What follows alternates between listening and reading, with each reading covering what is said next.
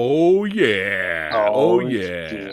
I am pumped. Such savage brutality. Yes, that's what we love here on the channel. We love savage brutality. Nice. And speaking of brutality, holy shit, we have the legend himself, Andrew Bryniarski, in the movie dojo hanging out with us. We really appreciate it, brother.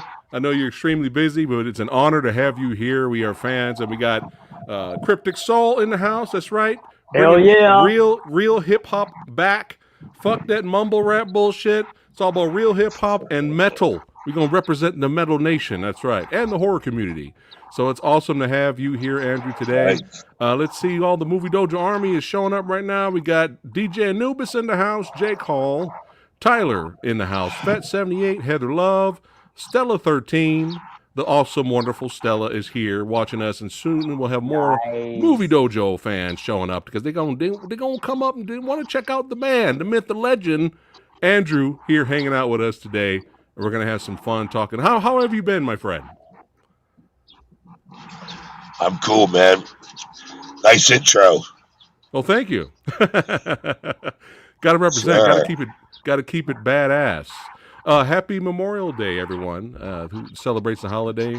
Hope you're having a great day today, and shout out to all the military, the men and women who paved the way and fight for our freedom.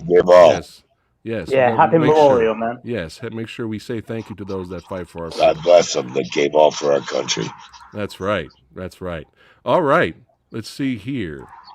Let's go ahead and get into it. So, we've been a fan of yours for a long time, my friend. So I know you started out as a bodybuilder, correct?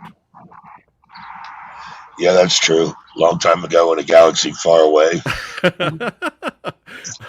I'm sure you're still ripped. Come on now. I'm sure you're still a big guy. I look just like that naked. Yeah. Exactly. I tell all the women. So were you planning on... I got somebody bought. Hold on. Okay. I got somebody fucking with my dogs. Oh shit! All right. Now here we go. Hold on. All right. Hey, we will hold on. Shut up. Hey. Wow, this is going well. Hey, it's all good. Jesus Christ. Hey, it's all good. It's what happens when you go live. It's all right, brother. Oh my God. What kind of dogs you got? Vicious Pomeranians. Vicious? Vicious. Hey, it's okay. We can keep talking, keep rocking and rolling. It's fine. It's perfectly fine. All right. Nate Dogg's in the house. Hold on. Nate for the... Sure. Hold on. It's ridiculous. All right. Well, hold on. Shut up. All right, that should do it. All right. All right, copy that. All right, it's all good. It's all good. Nate Dogg here says the fucking ruckus has started. The badass show has begun. That's right. Hanging out with... Oh, there it is. Oh, nice. Vicious right there. That's Leatherface's dogs right there. You don't want to mess with Leatherface's dogs now. Yeah. Vicious. So... Back to the bodybuilding, was that something that you were planning on doing professionally before you went into film?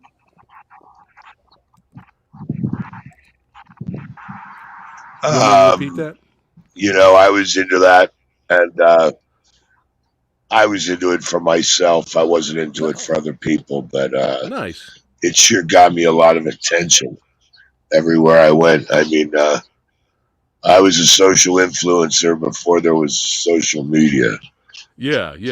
Everywhere I went, people wanted to break their neck and be like Mike. So I decided I should go to Hollywood and make some movies. There you go. Which was unheard of. But, you know, I figured that's what I needed to do. And have everybody staring at me throw me a nickel. So I decided Hollywood had to be the place where I needed to go, and that's what I did. Copy that. And you went out there to visit a friend, right? And somebody saw you, right? It's a talent scout, and they were like, "Oh man, we got to talk to this guy." Is that what happened? I mean, it reads well that way in the archives by now, but right, it was more the fact that who I was at the time commanded a lot of attention, and gotcha. You know, I came out here with one thing in mind, and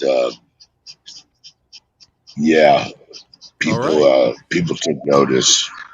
Yeah, copy that. But it got you in. It got you into business, which is awesome. You know, you got some. You got some fans here. Sexy Sumo says Latimer is the man. That's right.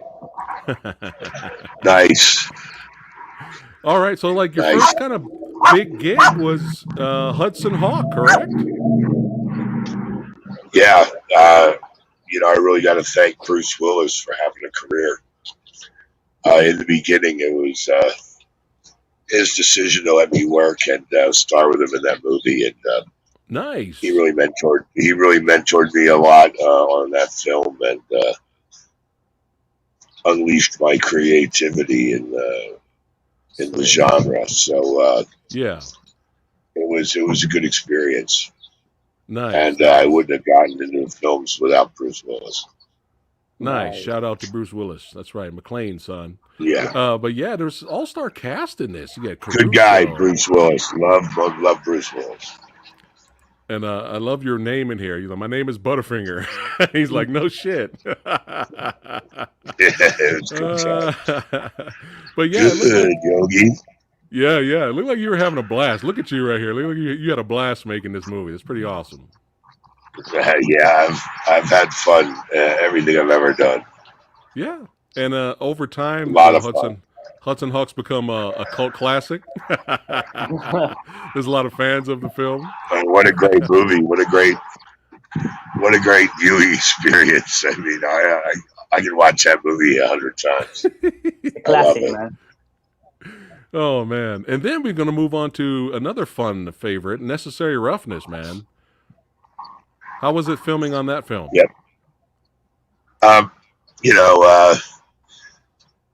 I sure thought we were filming a different movie than the one that they made. Oh, okay. That movie was pretty much taken over by the producer, and there's a lot of struggle with the director, Stan Dragati, and the producer who changed his name to Hawk because he was having a midlife crisis. It was an interesting time, I'll tell you. So I almost got my face kicked in by Randy White. Oh my goodness! Oh shit! It would be like, you ought to be an actor as much as you want to talk, and I'd be like, just try not to knee me into a coma on this one. It was a tough struggle for comedy, let me tell you. Right. But it was a good time in my youth, and it was a good time. I tried to do my job, Yeah, copy that. Make people laugh. Yeah. So originally it was supposed to be a little bit more serious football movie, and then became more comedy later, or? No, it just we shot a lot of stuff that never made it into the movie, and Gotcha. the movie just didn't have the feel that I thought it would have. Gotcha. But we put a lot of time into the football in that movie, and there's not a lot of football in the movie. Gotcha. Which is interesting, But then I got to do the program then with Dwayne Davis, and we made up for it.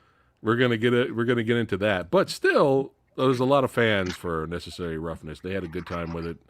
They had a lot of fun with that movie. So it did. And Sinbad, what a joy to work with. Yeah, I bet that guy's hilarious. Nothing like a racist.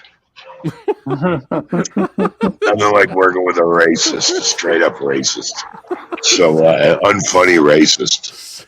What a combination. I wonder why we don't see him anymore. Oh, my goodness. Oh, my gosh. Yeah. All right. On to Batman Returns. How was it like working on this set and being in this film? It was amazing. I mean, the thing is that role was written for me by Danny Waters, and Danny wrote Hudson Hawk. He also wrote Heathers. Oh, nice. And nice. Originally,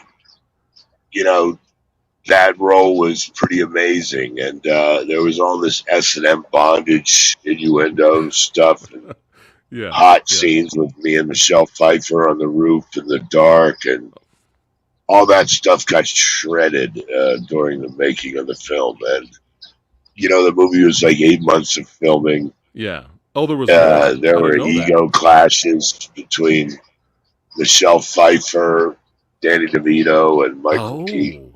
Oh my goodness! I did not people know were getting fired from the film left and right. Right. They were talking about they brought in Marlon Wayans for a minute. They were going to make him the Black Robin, and then he got fired before they shot. I heard about that. Okay. Every day it was a new surprise. Right. John Peters was spending money, and the studio didn't want any money spent over what it was going to already cost. They had these huge Gothic sets built. They were all air conditioned sound stages to like 30 degrees, so you'd see everyone's breath. Right. And there was a lot of heat from the studio. Gotcha. As the movie was being shot, and drastic changes along the way to that film. And oh wow! I'm not in the film much as it stands, but I survived and stayed in the film, which a lot of people didn't. Right. And halfway through filming, they came up with the Bat, the Cat, the Penguin, and then that was it. Get us the Bat, the Cat, the Penguin, and we don't give a fuck about all this other shit.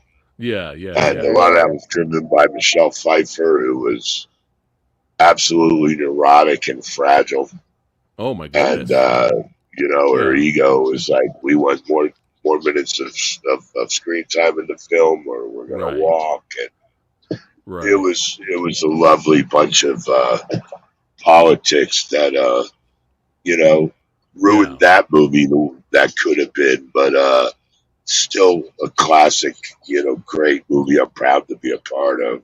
Yeah. And I mean, there's still a lot of fans. What a great time in my life. 8 months hanging out with Christopher Walken alone was fucking something, cool enough to never forget. So I don't complain. I just tell the truth. Yeah. Copy that. But your character here, your character was fun, and again, it looks like you're having fun playing this role as the I miss that coat, man. Let me tell you. That coat. I love this shot. I love this shot right here. This shot is great. That's a great shot. Getting the duck. Yep. Getting the duck. Here we go. Bam. Getting the duck. But yeah, it was, your character was fun. I could tell you were having fun, playing that role. As Danny's great. Was it a big? Danny's great. To what you were kind of used to playing, because you played like tough, some tough guys in earlier roles, and now you're like complete opposite. Was that hard to do, or was it pretty easy to play the complete opposite? I mean, I don't think you really got to see what that character was going to be. Oh. But I mean, it just pretty much playing Walken's son was the draw. That was, what it was for me. I was I'm down with that. Playing his rich, snobby, elitist, entitled son. Right. No problem. Yeah. Mm-hmm. But yeah, there's a lot of fans for Batman Returns. That's interesting. The behind the scenes story you're telling us right now. Wow, we didn't know any of that. But then it's not surprising. It's not surprising either. But now, baby, the program, son. Yes. No. This was like one of our favorite movies in high school, and turned out pretty good. Oh, this might be, chat. Movie Dojo Army, let me know in the comments. But this might be the best football film ever made. It's just hands down might be the best football movie ever. It's my favorite. It's my personal favorite football movie, and I got a lot of love. I love the the heartwarming underdog movies like Rudy. I love the original Burt Reynolds, The Longest Yard. There's a lot of great ones, but the program just really just knocks it out of the park, man. It has a little bit of everything. It's got the badassity. Thank you. You know, it's got the comedy. It's got the heart. It's got the drama. It's got pretty much everything in there, and it's phenomenal. It's a phenomenal I read a list of the greatest sports movies of all time, and I was pretty high up there. I think they gave the nod to Rocky, which is that's tough. Yeah. I mean, there's a lot. That's good. tough. Yeah. If I don't beat Rocky, I can live with that. Right. That was a pretty good sports movie, if I remember. Oh yeah, it's a classic, but still, the program's a classic in my opinion. And there's other. Yeah, I got my licks in. Yeah. And of course, the iconic role. You stole the movie, right? You stole all the scenes, right? Yeah, I had a reputation for that pretty much my entire career. But I mean, it's a great character. Latimer's just like one of the things that I do. Yeah, but yeah, one of my favorite scenes right here. Fans of the movie, head at the table, baby. I love how you just push the door. You don't even use the handle. He just pushed the door open. It's phenomenal. Yeah, I missed the handle by about 2 feet. Yeah, but still, that's not going to stop Latimer's son. He's going to push it open. And of course the iconic scene, just taking it out. Just he's excited. He made. Hey, he's at the seat of the he's at the head of the table now. He's excited. That's sick. Yeah. Right headbutt in the window. You just have it on a loop. That's funny. But yeah, love the scene. Love it. It's just so many great moments. Yeah, it blew a lot of glass into my arm. Oh, okay. And that was fun trying to do a second take. Spent about 45 minutes with the plier, the tweezers, and the new skin and the makeup, and trying to get my arm under control. And kind of got peppered like a shotgun blast inside my left bicep when I went and I did that little stunt. Right, but then you had that second take when you hit the different side of the car, another car before you walked away and cheered. Did that one went a little better? Did that one go a little better in terms of stunts? The second one was actually my stuntman, Pee Wee Piemonte. Oh shit! Okay. In a wig and shot from behind over the shoulder. Wow. Well, and if you look, you'll see. If you look close, you'll see the second one's not me. Okay, copy that. Because actually, my arm was bleeding pretty profusely. Oh shoot! Oh, shit. Man. So we let him get a little work and do that shot. Hey, that's what they're good at. They're good for that kind of stuff. The only other shot my stuntman did in that movie was the second take lane in the road. Gotcha. There was no reason to do that twice on a long lens for me. Yeah, that makes sense. Right here, though, when you're pumping iron, man, how much is that? How much is that weight? It was, I think we figured out, it was a little weird because it was Olympic plates, and Olympic plates are in kilograms, but yeah, I think it was like 370 pounds. Oh, shit. And you're military pressing that. and there was camera problems and sound problems, and I give it my all, and they're like, "All right, let's do it again right away." And I'm like, "Yo, what?" And they're like, "Yeah, let's do it again right away." And I'm like, "Yeah, great, but it doesn't really work that way. Yeah. How many do you want me to do this time?" And they're like, "Just do the same thing you did last time." That sounds great. I'm like, "Yeah, but I just can't keep doing fucking 10 reps with 370 fucking pounds."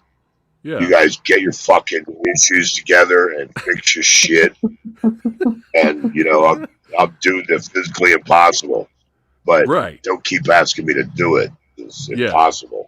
Yeah. But I do impossible shit. Because they have asked me many times to do impossible shit, which has brought me to the line, they'll kill you if you let them.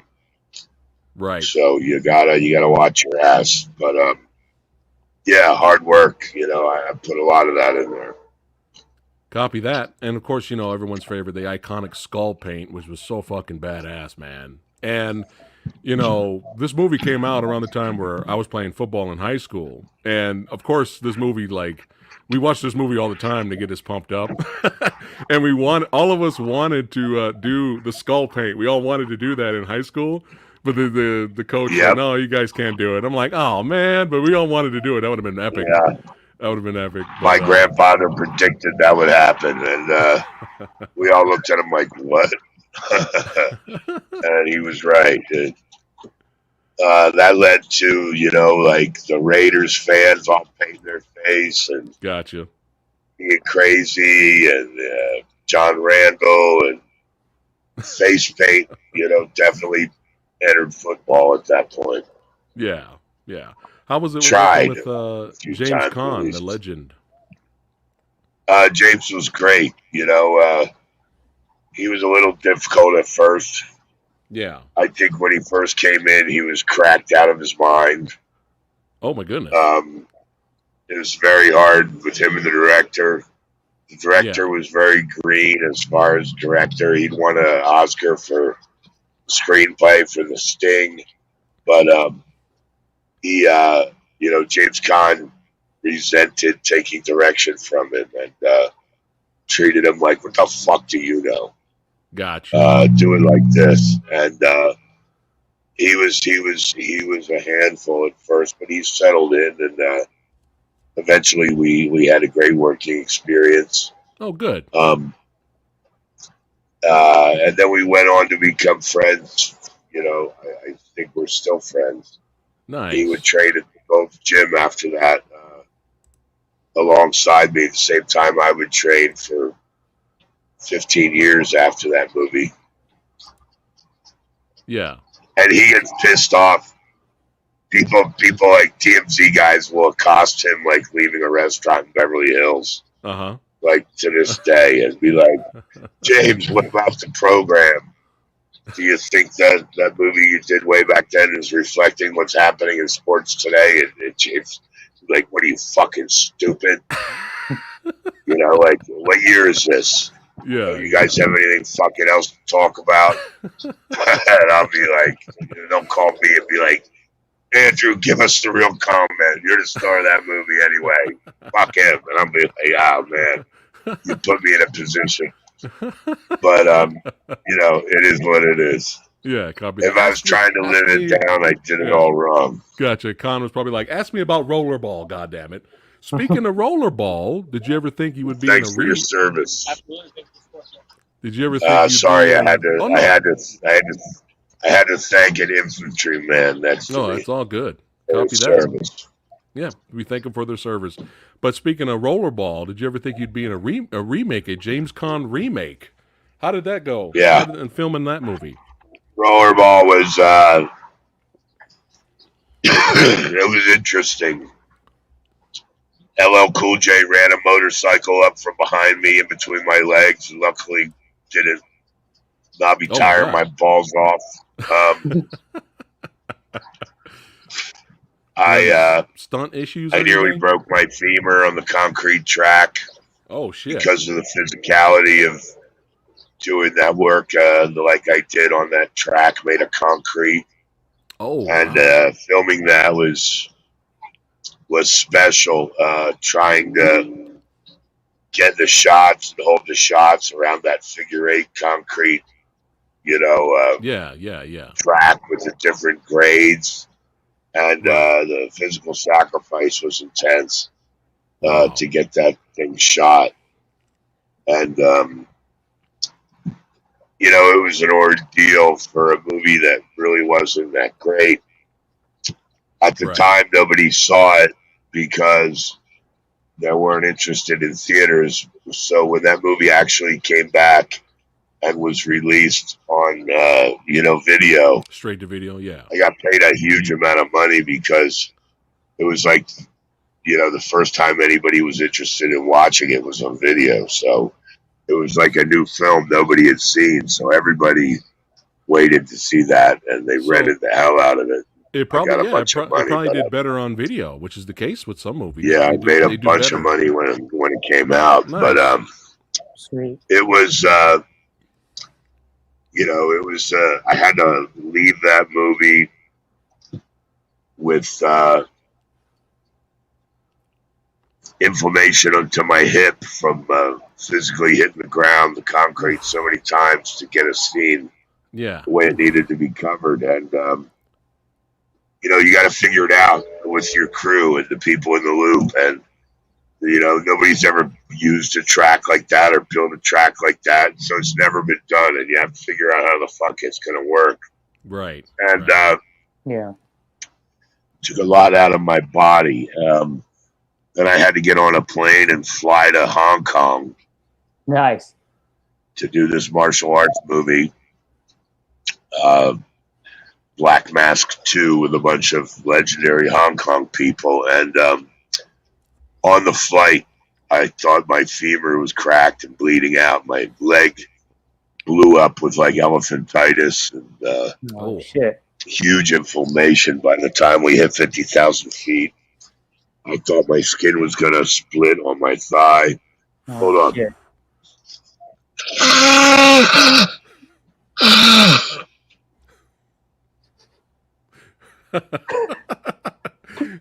Yo, you gotta love that. He blew his nose. It was so powerful. It sent him into another dimension. Yeah. He went into time.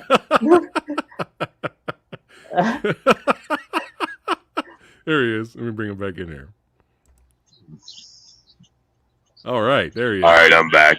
All right. So, I had to continue from the plane right to the set and film martial arts shit that day. And instead, I had to get wheelchaired to a fucking hospital in Bangkok. And they have some amazing medicine over there. They were able to, like, almost instantly take all the inflammation down and good. Get my leg working so that I could film some martial arts in a pair of fucking spandex. Right. It was an interesting time. It sounds rough, but at least they got you up and running again.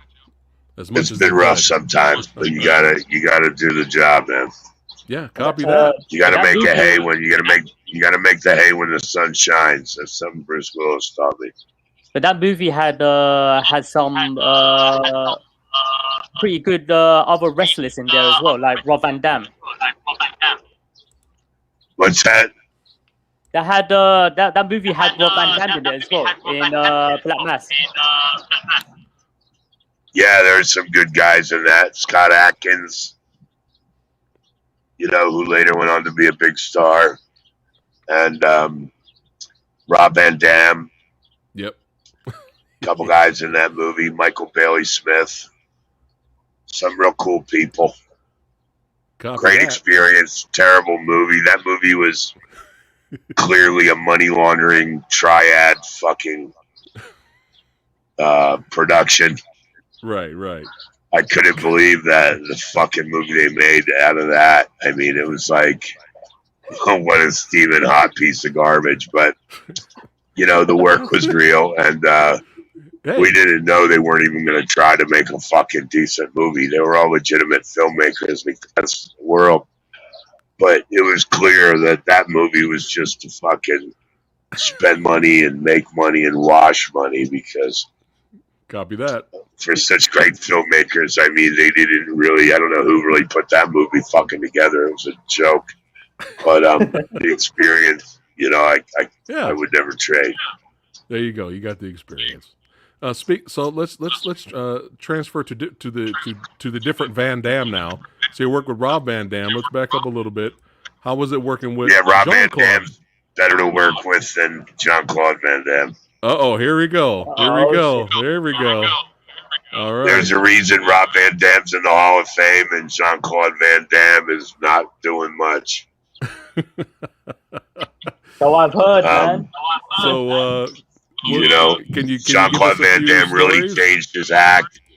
Jean-Claude Van Damme really became a decent person. He's a pretty cool guy these days. He has been for probably 20 years, but 30 years ago, he was a real big fucking asshole. Gotcha. And I guess it's come out. He was spending $25,000 a week on cocaine, and that's smoking. That's smoking your cocaine level. And when you're spending that kind of money, you're smoking cocaine, and smoking $25,000 a week worth of cocaine makes somebody who's not really an artist or have any craft to begin with. Right. His thing was he was already this little guy pretending to be this big muscular guy. And he was already this guy named Van Barenberg pretending to be this guy named Van Damme. And so when it came to pretending to... Oh, we lost him again. He's so intense, Jay. Hey, my man is like, he's speaking the truth. Yeah, he's so intense that he keeps knocking himself out of the stream. Yeah, shit. That's interesting, though. Oh, there he goes. There he's back again. Hey. Yeah, sorry. Oh, no, it's fine. So like I was saying, when it came time to pretending to be anything else, he really didn't know what to do. He really didn't have the ability or the depth to play another character when he was already playing a character to be there. And plus he was whacked out of his mind on drugs. And, I knew that I'd have to have some funny shit. And, like with the thumb and all that, Right. like I had all that. I fed that to him and explained it to him. And this was he your was idea. all excited. He was all excited that, wow, somebody comes to the take with some fucking good ideas. This is going to be great, because he wasn't that guy. Right. But I wasn't going to be, drugged down to the level of furniture because, he didn't come with anything fucking good. Right. That movie, it is what it is for the amount of effort and what they aim to do and the amount of money spent. Yeah. I can at least say that I knew what I was there to do, and I did my job well. Well, you're actually the favorite, believe it or not. You're the fan favorite out of that movie. I mean, everyone loves Raul Julia because Raul Julia's having fun. You can tell he's having fun. But to be honest, Zangief, the character, he actually looked like Zangief from the game, like with the mohawk and the mustache and the build. Yeah, you were like born to play this character. Like, this is great. I knew that it was something that would fit well, and I was a fan of the games. And Poland and Russia are pretty close. So Polish guys should be able to do a Russian accent all right. And, it was pretty easy for me to know what I had to do. But everybody in Steven D'Souza didn't get it. Steven D'Souza was not a director, and he just didn't get it. And I'm shooting my stuff, in the background with Raul, and I'm trying to be funny. And like Raul got pissed off and complained to the director, who said that he didn't see it until, after dailies. And he asked me, "What are you doing?" Raul thinks you're stepping all over his performance and undermining him. And it's called comedy, motherfucker. You should think about trying to learn about it. Funny is money, whatever's fucking clever. My character sees things a little differently than other people. That's what makes it special or unique. Yeah. And we're playing that up. And this is how I fucking act. This is what I should have been doing. Oh, and it's nice to know you don't watch a fucking thing you film and you wait until the day's gone and the shit's in the can to fucking come up with complaints from other people. And then, if you didn't like what I was doing, you should have fucking give me direction, motherfucker. But you don't know how to do that. So I get it. But don't worry about it. I'll keep doing what I fucking do and try to be great and hit it out of the park. And you just keep fucking tagging along and go along for the fucking ride. That's pretty much how it was. Oh, shit. Oh. Yeah. And then when they got it, when I had to spell that out to them like that, they're like, "Oh, really? Oh, let me take another look at it." And then they're like, oh, okay, Raul gets it now. Now it's okay. Right. And then Raul warmed up, and we were close to the end, and I missed him greatly. Nice. He was great talent, and he respected me. Once he knew there was somebody else there trying to fucking play with some craft. Right. Gotcha. Oh, that's nice. You had a positive effect on him in the end, and you guys ended up bonding. That's kind of cool. Yeah. But legitimately though, the Zangief, the character you play in the movie, Zangief was the shit. Though, the best part of the movie, and it's hilarious. When I saw this movie in theater, and it got to the scene where everybody's watching the TV, you got paid. And they see. Change the channel. Dude, the audience died. The audience erupted in laughter. They were having so much fun. Hey, that was you said this line. Yeah, it was great. Try. It was great. Funny's money, whatever's clever. Yeah. But yeah. Don't let you suck. If you don't try and you don't have ideas, they'll let you suck and you'll think with the shit. Right. But I always try to do my job, whether other people can do theirs or not. That's all you can do. And you were great. You were great. Free agency, Yeah. Free agency, brother. That's it. Now, another favorite of mine, Any Given Sunday, man. This is another really good football flick. Of course, obviously, Program is my my favorite, but I did enjoy this. How was it? It was Oliver Stone's favorite too. Oliver Stone's amazing. I love him to death, and fucking war hero. Yeah. 2 Purple Hearts, 1 cluster. Wounded. Showed valor in battle. I mean, wrote Conan. Wrote Scarface. Yeah. Platoon. Genius. Fucking awesome fucking guy, Oliver Stone. And really a true artist director. He really hires people that are up for it, that he thinks are up for it. He's disappointed when he runs into a Bill Bellamy who doesn't get it. Says, be more like Andrew. Bill Bellamy's like, what the fuck does that even mean? Be more like Andrew. And Oliver Stone be like, fuck, figure it out or get out of my fucking movie. But that's a pretty good impression. If you deliver, he's great. I mean, nice. There was a scene he turned the set over to me and said, look, what do you want to do? And I'm like, oh, great, And I ran down what I thought would look great in that room for the scene and how I had it blocked in my head and ready to go. And he's like, that's great. He goes, I'm like, I want to run dolly tracks, and push into this over my shoulder and have a steady cam come from the other side and push in. And he's like, that sounds great. He goes, look, I'd love to stick around and see it, but I got 300 extras over there on the other fucking set, and it's tied into us having a location with these people that I brought. And he's like, I have to direct that, so I got to run right now. He goes, but do me a favor. It sounds great, and do it just like that. Oh, and make sure it doesn't suck, or I won't be able to use it in my movie. See you later.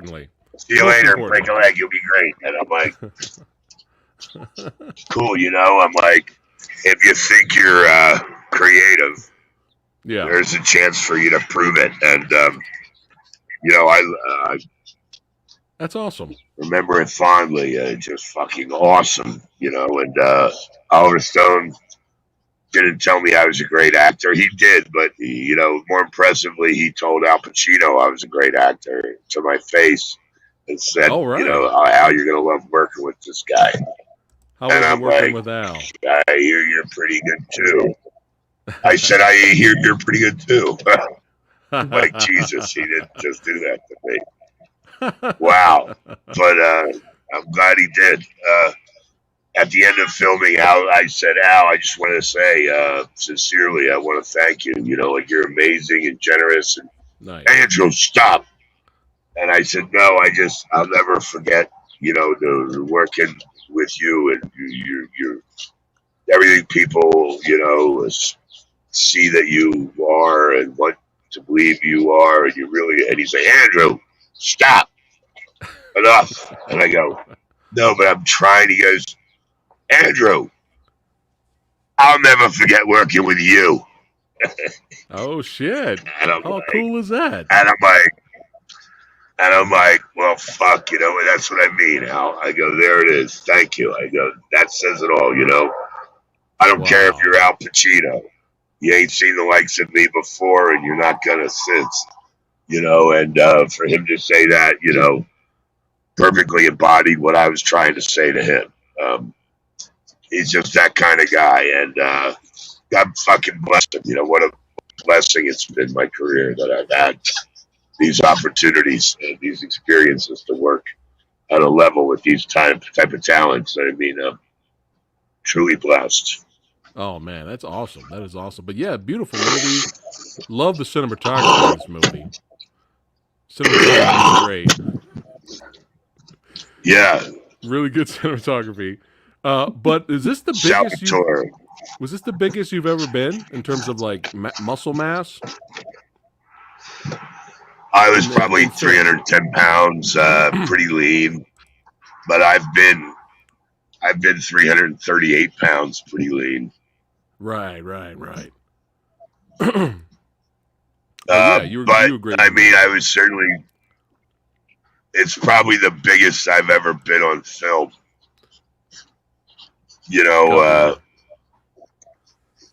I was about 272 in the program, and about 310 in any given Sunday.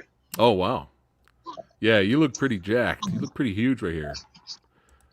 But I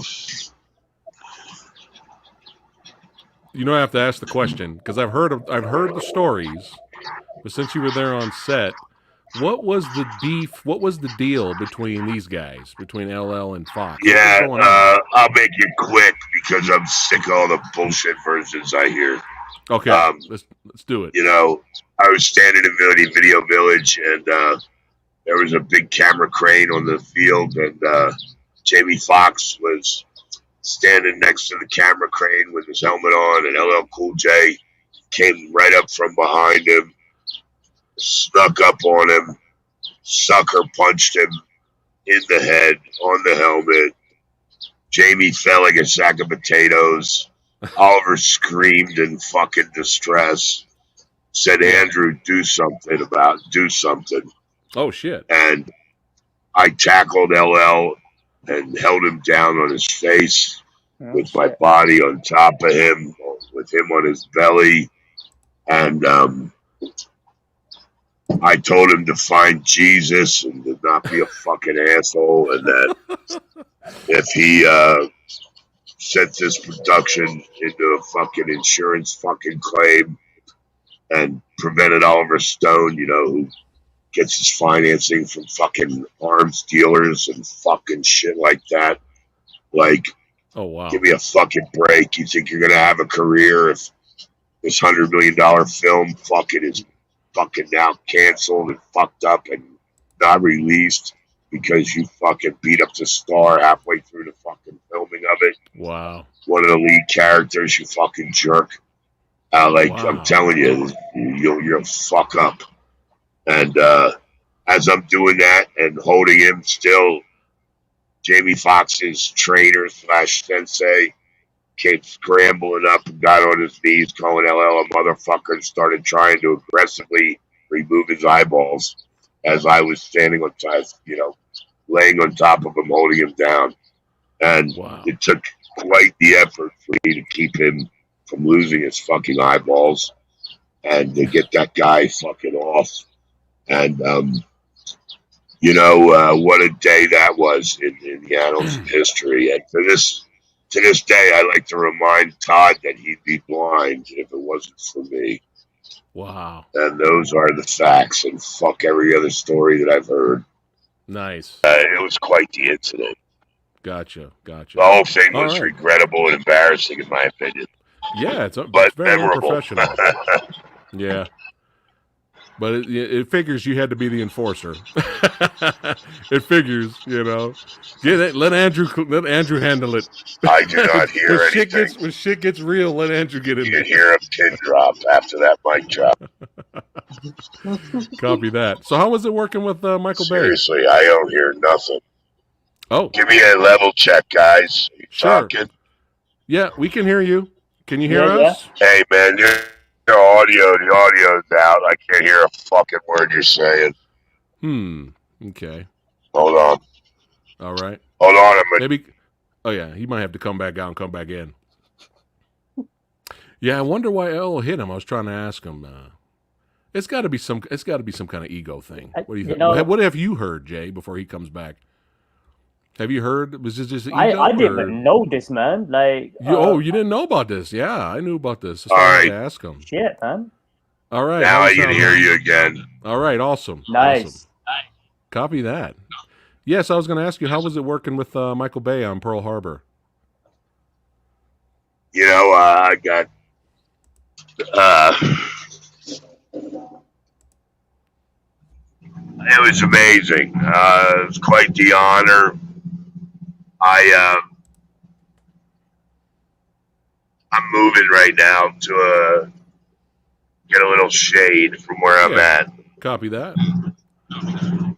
Pearl Harbor is one of those things where there's no small actors, no small roles, only small actors. Yeah. Be a part of that whole production was super mega. I mean,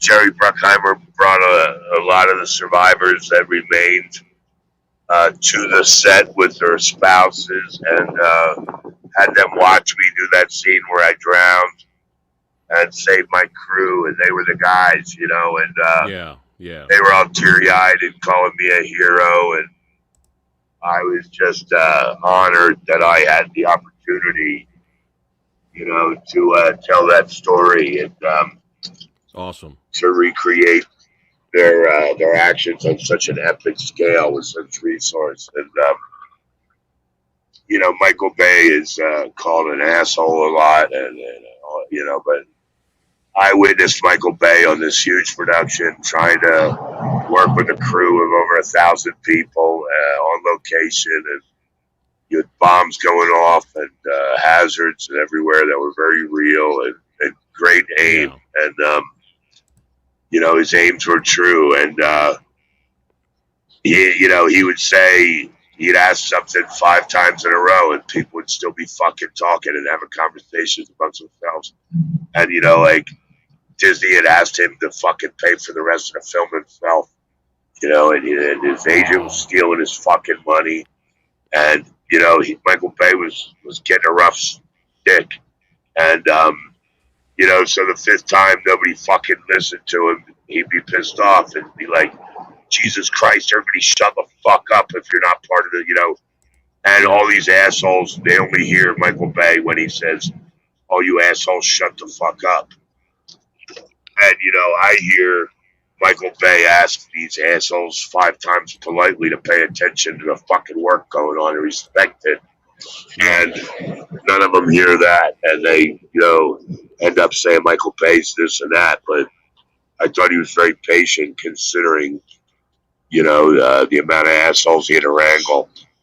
Gotcha. You know, and then I have a relationship that continued with him after that film. So, nice. You know, but that was quite the honor to work on that film.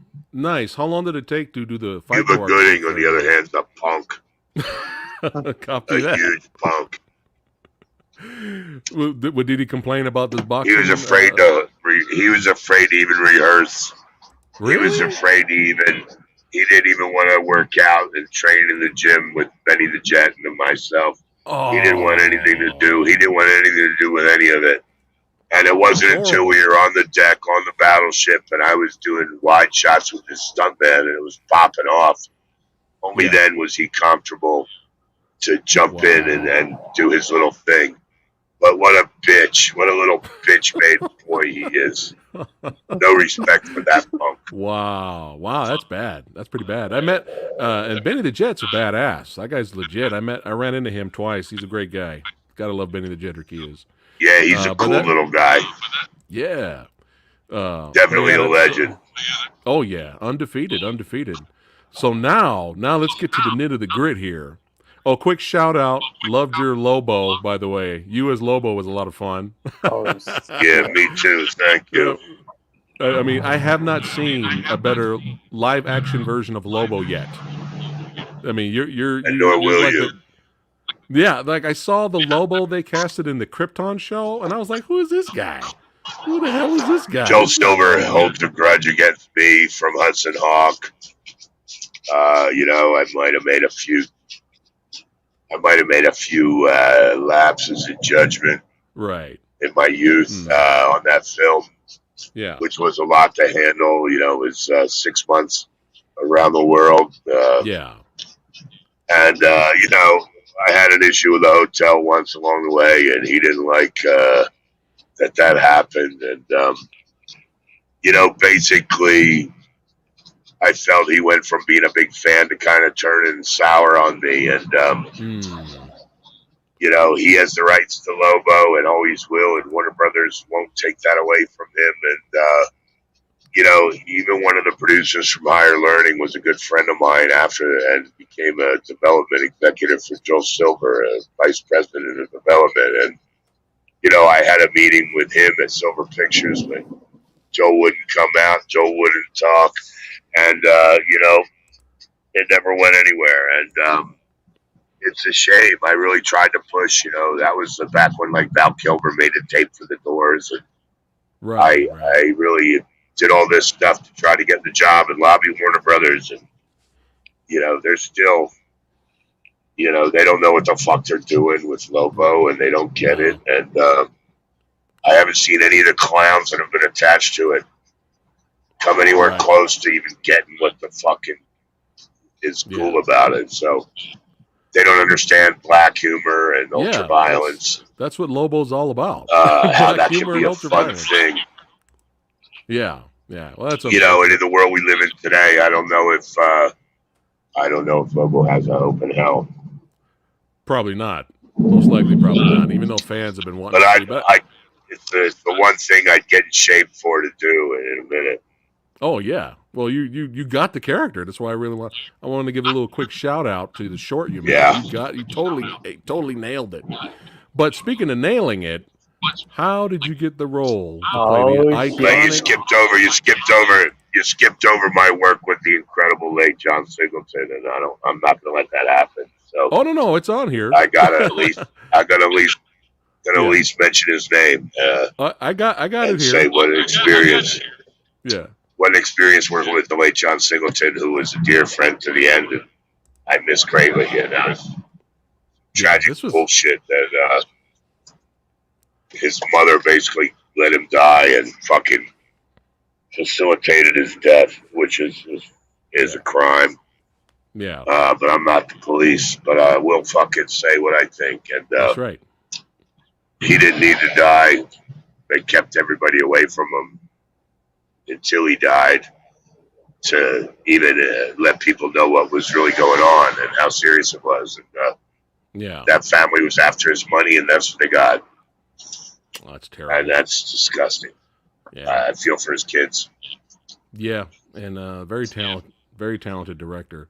But yeah, I was saving it for a little bit later. But yeah, critically acclaimed. Higher and fuck Michael Rappaport, that unfunny, untalented fucking piece of shit. Copy that. Fan. All right, how was it working with Cube? What a fucking what a joke Michael Rappaport is. What a bum. Hate him. Copy that. How was it working with Cube and Busta Rhymes? Hey, has he got his wish? Is he a black rapper yet? Rappaport? Hey, Cryptik Soul. Hey, Cryptik Soul. Is Michael Rappaport, did he get his wish? Is he a black rapper yet? I think he's still wishing. No. Yeah, I know he'll forever wish that he is. But, poor bastard. Can't even be a white rapper. Like, he's not third base. He's got no fucking talent. He wishes he was third base. Role of Leatherface, the icon, not just of the horror genre, but of film. This is an iconic character. How did this happen? He's a titan. Yeah, how did this come along? How did you get this part? Yeah, I did that right, huh? Oh, killed it. That's why my boy over. That's why Cryptik's wearing the shirt. Yeah, He's representing boy. the character, man. Hey, that ain't me. That's what I fixed. Yeah. I just cover the face and you just cover the face. Keep the name there. But yeah, this was a hit. I remember the trailer for this movie. It was everybody in the theater were like, "Holy shit!" Because what they did with the sound effects, they used changed film. Man, it completely changed the film industry. It made, on-screen graphic violence a thing that had never happened on that level before, and especially the beginning. I mean, Marcus's film was an incredible remake. It was very beautifully shot, very terse, very tight, tense.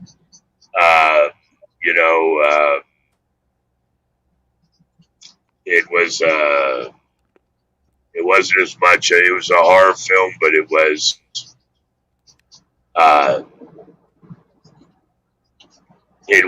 more than a horror film. It was an epic kind of thriller, high-paced thriller as well. And the beginning was just brutal, and I don't think you'll ever see that level of brutal graphic violence again. Because I'm pretty good at raising the bar. Shout out to Arlie. Shout out to Arlie. And yeah, it was, movies became, movies went from Rambo was like the A-Team, and a million rounds went off, and blood pack would go off maybe, or nobody would get shot, and everybody would just fall down. And then they went to, the Rambo after the beginning came out. The next Rambo was like the 50 cal hits you in the shoulder and you lose a quarter of your body mass.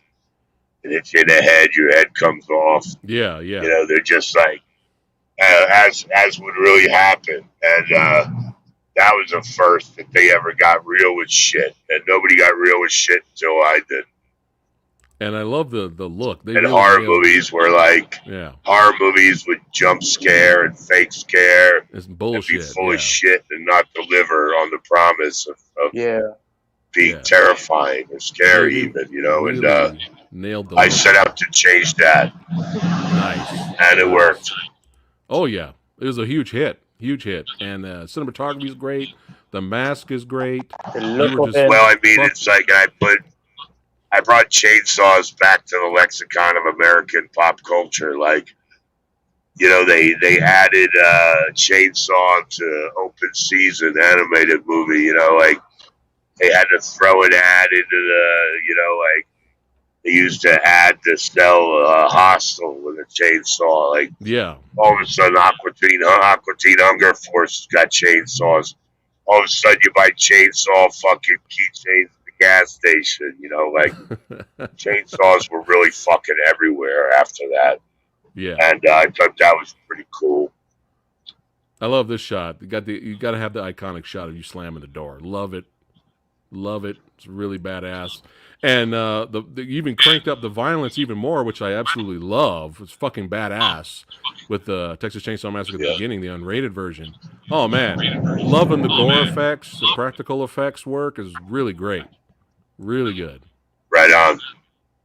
And have you seen? I was like, I got the man on the stream. I gotta ask him. Have you seen Leatherface that came out a couple of years ago? That was another attempt at a prequel. No. Did you see that? I don't watch this shit. I was disappointed. I was really disappointed. I don't watch this shit. You should be disappointed in yourself for thinking it's going to be any good. I mean, I'll kill myself. You got a bunch of clowns masquerading as filmmakers. Exploiting a title for profit when they couldn't make a movie to save their fucking lives. And it wasn't good. Some of these fucking people, the 3D people. Right. What a bunch of scumbags. They listen to this. I had nothing to do with that movie, Chainsaw 3D. Yet in the extras on the DVD, they show clips of my work with Gunner talking shit over them, and it's like, and laughing at it, and what? That shows what a bozo he was, and what a jealous clown he really was, and how insecure he really was at the end over me bringing the title back strong. And I gave him a career revival because of it. Yeah. And he still couldn't keep his shit together and became a punk. And, it's, I've never seen a level of unprofessionalism in the film business where producers will allow that kind of garbage and mock an actor who had nothing to do with their production or their film to try to look cool. What a bunch of fucking scumbags. Have you ever fucking heard any film stoop so fucking low as that? Wow. That's really fucked up. Have you? Have you? No. That's fucked up bullshit. Yeah. And, it's because they suck and they're talentless acts. But it only makes my performance shine more and longer. Yeah. And, it only just shows where the bar is and will stay. And, nobody can do what I do with that role. There's no mortal being on earth that can fucking do the level of work that I put in for that film. So I'm not too worried. I'm that good when it comes to missing by that much and showing you what it would be like. And anybody else, would be killing themselves or killing other people along the way trying to do what I do. And it's a good thing that they really don't even approach that level, in my opinion, because it would end in, it's all fun making these movies with sharp objects and things until somebody gets hurt, and then nobody's making any more horror movies or using any chainsaws. Right. So they got to be careful, these people with no talent, and going after some of these jobs that are inherently dangerous. Copy that. But you did kill it, my friend. You did kill it. Yeah, you did, man. Kill the role. And, yeah, good time. Before the movie came out and they announced that. But you guys have been saying for an hour now, that's what I do. I kill shit. Yeah. I hit home runs and I steal movies. That's it. But when your name was announced that you were going to be Leatherface, I was like, oh, we're good. I was like, oh yeah, Andrew's going to kill it, because I was already a fan of yours by then because of the program and you still got Michael Bay excluding my name from all ads and fucking, got to admit, there's been a lot of douchebaggery in Hollywood trying to hold me down, which is impossible. That's right. My work elevates me to where I need to be in the minds of the fans and the people that consume the product. But I tell you, a lot of disrespect, and I really can't give a shit about that. In the end, I sign my name over everybody's name, and fucking nobody cares about them anymore. So, but it sure is interesting, my career. Oh yeah. But, I do it for the fans, not for the people I've made rich. Who don't really respect it fans, or the horror want to give me any credit for being for doing what I do and for the value that I bring to the. And the horror community really appreciates what you've done and brought us over the years. And not just horror, fun characters, fun comedic characters like Zangief and Butterfinger. And, did you, of course, iconic roles like Latimer from the program. Did you think around this time you were improving as an actor as well? Did I what? Around the time where you were playing Latimer, did you feel that you were improving as a performer, as an actor as well? I mean, I've been stealing movies since the first one. And I've got craft for days. And nice. I mean, I think other people thought I was improving as an actor. I thought I was already doing very well. I mean, and doing my job and hitting my fucking pitches. And I've always I've always said if you have 3 bullets, you got to hit them 3 times between the eyes and make them really count. And you know, it's that kind of work ethic and attitude that I've always brought to my work. So, you know, I've done a lot of great work that's on the floor of some of these movies, and through, you know, no fault of my own. But I mean, you know, I do what I do. I do it the way I do it. I'm in control of that. That's my craft, you know, and I wield it as I need to pretty well with each opportunity that I get. So I don't think I was improving as an actor. I think that it was a great role, and I really got a chance to get off, and that's what I did. Copy that. Well done. Well said. And that's the best way, though. I mean, like, to actually do what you want to do, and like move how you want to move without anyone pulling your strings. Say it again. I'm saying, like, basically, it's good to actually do what you need to do and move how you want to move without anybody behind you pulling your strings. Yeah. That's the best way, man. Keep it real. Exactly. It. Keep it real. I mean, Hollywood has a fear of me and always had, because they're based on bullshit and are full of shit, and they're fake. You know what it is, I'm real man? as Like, fuck. Hollywood. I'm real as fuck. I'm not fake. But that's what I'm saying. Because like Hollywood, crazy alpha male fucking insanity, or you want, you know, crazy alpha male funny, I play to my strengths. You know, like, I'll show you what that looks like today. Point a camera, you know how to use that shit, and, you know, set it up. And when you're ready to rock, I'm ready to fucking roll. And when you're ready to roll, I'm ready to rock. So, you know, I'm not fake. I'll do it twice on Sunday or any time in front of a fucking camera that I need to do it, because I've trained and I know what I'm capable of, and I know my limits. And if I say I'm going to do something, then I'm going to do it, and that's a fact. And I already know, you know, that that's what's going to go down. And, you know, I'm real, because I don't have to fake it. I don't have to pretend. I apply my craft, and I apply circumstance and environment and situation, but I try to keep it real. I'm not a fake motherfucker. I'm not a fake human being. I'm a colorful human being with a lot of stories to tell, so I can tell a lot of other stories colorfully. And, you know, that's craft. And I'm an artist. I always have been an artist. Sometimes I've been an athlete. But, you know, one thing as far as craft, I've been an artist my whole life, and I've always had skill. I've always had craft. And, you know, it's just theatrics. You know, it's just another medium, film. So it's always just another challenge artistically for me to pull off the, you know, the challenge of the work. Copy that.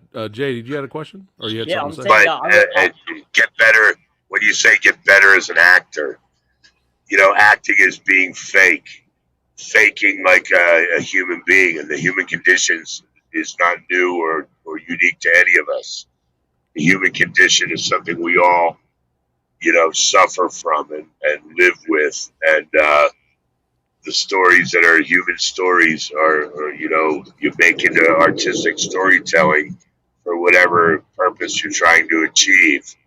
And, you know, acting is just how to be fake and full of shit, pretend. And, you know, like, when it comes to being a fucking human being, I'm nothing of fake or full of shit or having to pretend. So I can just, you know, take pieces of that and apply them in a little, you know, make a little composite and turn it into a character. Pick elements that I think embody, you know, the storytelling and what needs to happen and what will make it interesting to watch and enhance those things. And I mean, acting is just such a fucking vapid, full of shit thing to claim to be great at, you know, acting like a real human being. Pat on the back for you, fucking asshole. Like, you know, congratulations. You're such an actor. You act like a real fucking human being in real fucking circumstances.